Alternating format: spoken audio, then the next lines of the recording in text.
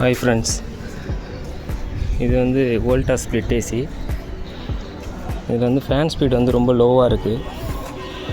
நான் லாஸ்ட் வீடியோவில் வந்து நான் உங்கள்கிட்ட கெப்பாசிட்டர் எப்படி செக் பண்ணுறதுன்னு சொல்லியிருந்தேன். நாங்கள் அதை எப்படி செக் பண்ணுறதுங்க பார்க்கலாம். இதுதான் ஃபேன் கெப்பாசிட்டரு. இது வந்து ஸ்ப்ளிட் கெப்பாசிட்டரு. ஃபேனுக்கு தனியாகவும் கம்ப்ரஸருக்கு தனியாகவும் இருக்கும்.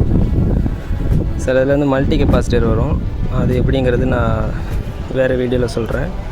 இப்போதைக்கு இந்த ஸ்ப்ளிட் கெப்பாசிட்டர் மட்டும் எப்படி செக் பண்ணுறது பார்க்கலாம். இது வந்து 3 MFT கெப்பாசிட்டரு.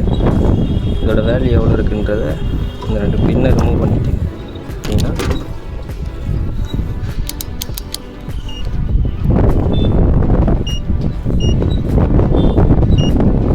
NFன்னு ஒரு செட்டிங் இருக்கும்.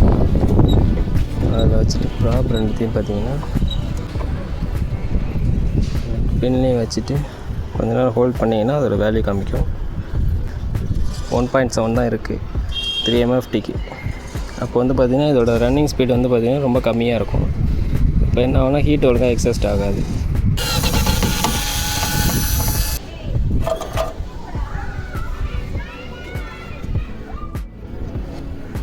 இது வந்து நியூ கெப்பாசிட்டர் 3 MFT.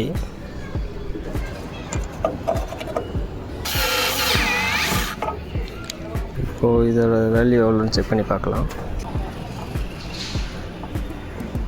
பாருங்கள், 3.112 இருக்குது.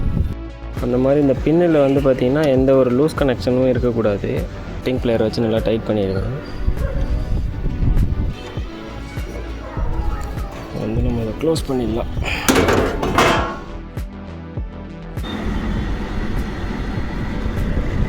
தேங்க்யூ.